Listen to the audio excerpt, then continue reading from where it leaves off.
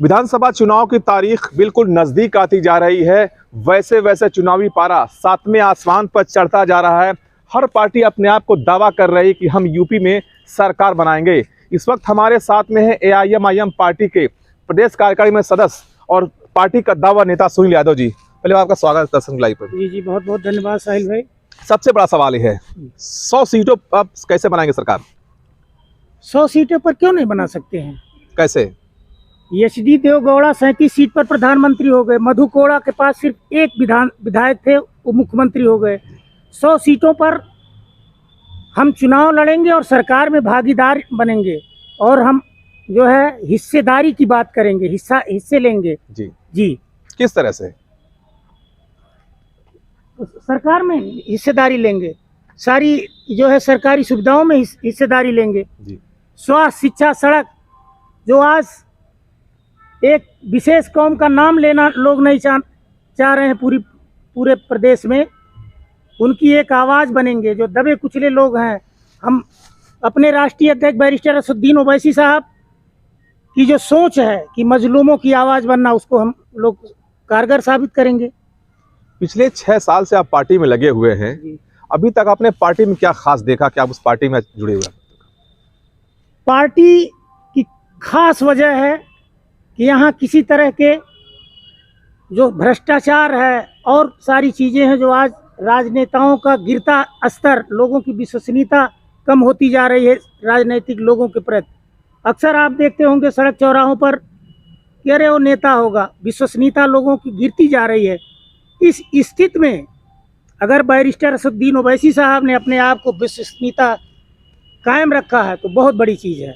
तो वहाँ पर असद साहब ने क्यों नहीं पार्टी खुद सरकार क्यों नहीं बनाई? यूपी में आकर क्यों मुख्यमंत्री बनना चाहते हैं? वहाँ पे 7 सीटों पर चुनाव लड़ते हैं, 6 सीटों पर हमारे विधायक कामयाब हैं। क्यों, ऐसा क्यों?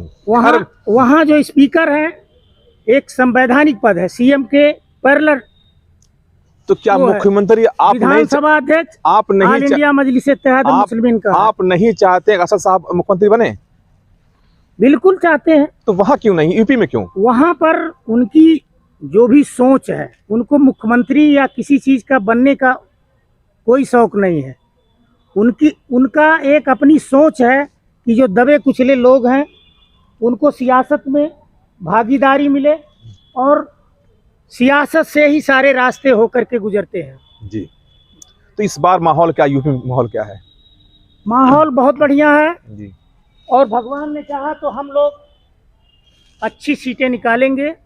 और आज जो घमंड में, जो अहंकार में चकनाचूर हैं कि नहीं मैं बना रहा हूं, उनका चकनाचूर होगा, टूटेगा, अहंकार टूटेगा। वो कितनी सीटें आ सकती यूपी में?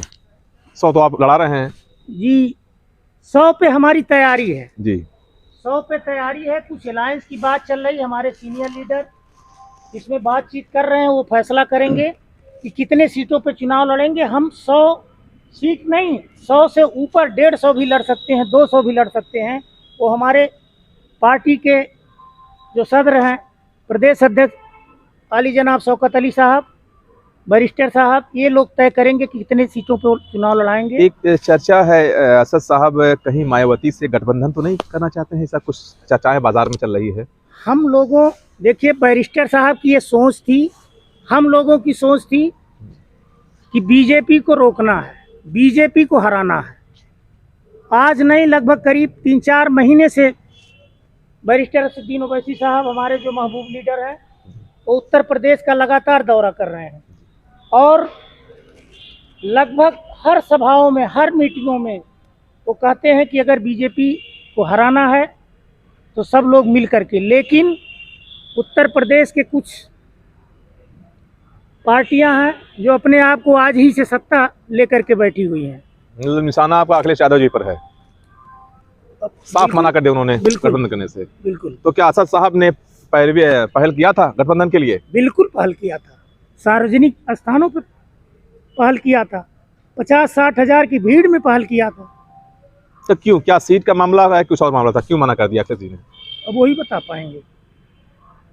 अहंकार है। अहंकार है। जी।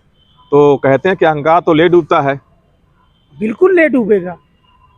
लेकिन अहंकार किसी को नहीं विकसित होने देता है। आप संत कबीर नगर के रहने वाले हैं और पार्टी में एक बड़ी जिम्मेदारी आपको दी है और प्रदेश लेवल पर आप जाते हैं बड़े प्रोग्रामों में, तो संत कबीर नगर के हालात क्या इस वक्त हैं तीनों विधानसभा में? अच्छा है, हमारे यहाँ खलीलाबाद से आवेदन हुआ है कैंडिडेट का, और मेहदावल में भी देर सवेर, चूँकि 6वें राउंड में यहाँ चुनाव होना है 3 मार्च को, तो अभी बहुत वक्त है।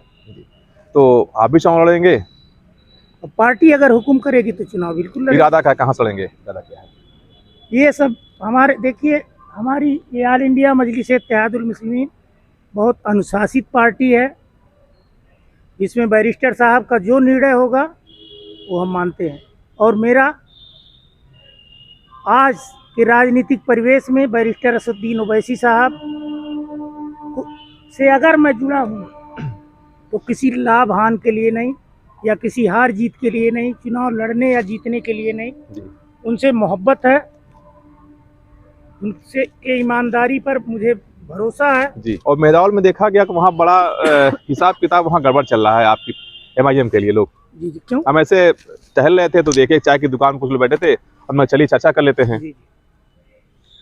जमहूरियत है, सबको अपना अपना कहने का अधिकार है, कोई कुछ भी कहे, लेकिन हम जहाँ पर हैं इस वक्त उत्तर प्रदेश में हम लोग लगातार मेहनत कर रहे हैं, हमारे सीनियर लीडर लगातार मेहनत कर रहे हैं, हमारे एक एक वर्कर, एक एक कार्यकर्ता बूथ स्तर पर मेहनत कर रहे हैं।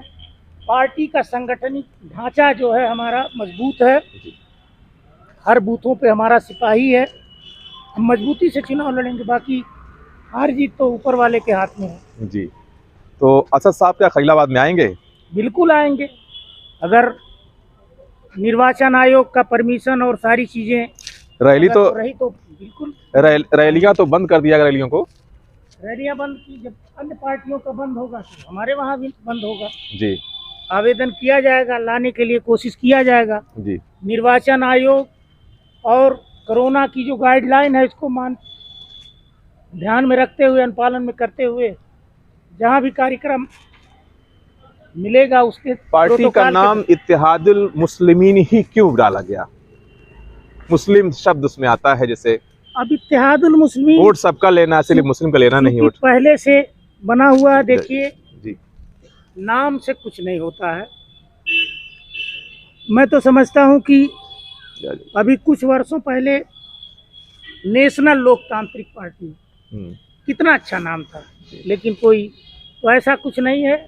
सबको जरूरी सुविधाएं, संवैधानिक अधिकार चाहिए, स्वास्थ्य, शिक्षा, सड़क, बिजली, पानी, बाकी नाम से कुछ नहीं है। हमारे नेता ईमानदार हैं। हमारे राष्ट्रीय अध्यक्ष पर 20 साल के संसदीय इतिहास में कोई सुई के नोक बराबर दाग नहीं है। आप 6 साल से हैं, खलीलाबाद में आपके प्रत्याशी लड़े थे, बड़े नेता माने जाते थे, महज थोड़ा वोट पाए थे। ठीक है, 10 से ये शायद कम था। गिरता है सहसवार ही मैदाने जंग में, वो तुफल क्या गिरेगा जो घुटने के बल चले। हम लोग प्रयास करते रहेंगे, अपना काम तो करते कहीं रहेंगे। आपको नहीं लगता कि पार्टी को संत कबीर नगर मजबूत करने के लिए थोड़ा और कोशिश करने की जरूरत है? कोशिश लगातार हो रही है। हम लोग बाबा साहब भीमराव अंबेडकर, मानवर कांसीराम के जो है आदर्श मान के काम करते हैं, उनसे सीख लेते हैं। ऐसे जब बाबा मानवर कांसीराम जी भी ऐसे ही शुरू किए थे, आज देखिए क्या हाल है। तो सरकार, आप पार्टी से MIM से हैं, तो सरकार किसकी आ सकती है? सरकार हम लोग बनाएंगे, हमारे बिना सहयोग की कोई सरकार नहीं बनेगी। आप मतलब सही कितनी सीट निकल सकती है यूपी में? 100 तो आप लड़ा रहे हैं, करीबन 50 निकल जाएगी जी। तो ये सुनील यादव जो थे पार्टी में ये सदस्य हैं प्रदेश लेवल के, और पार्टी में कद्दावर नेता हैं।